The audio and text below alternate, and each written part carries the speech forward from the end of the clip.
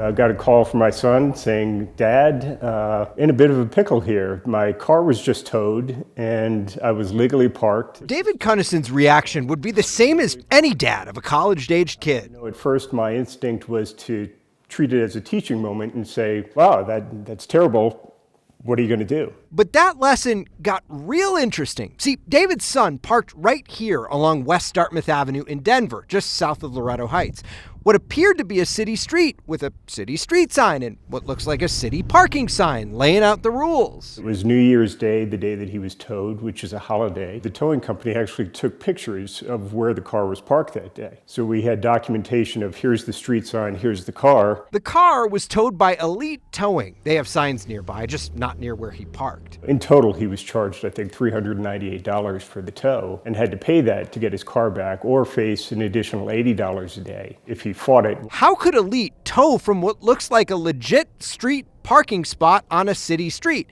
Because it technically isn't a public street anymore. It's part of the Loretto Heights Metro District. I found out from the receipt from the towing company that the contract is with the towing company is actually with the development company. I think it's Westside Development Partners. They are redeveloping Loretto Heights, so David called them. Thinking that they were just going to say, "Oh, this has been a mistake and, we'll help you resolve it." And instead, the response was the polar opposite. It was basically, "No, this is our street.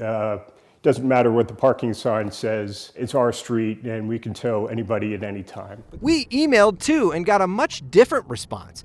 Neither Westside Development nor the Metro District had any involvement with the towing incident.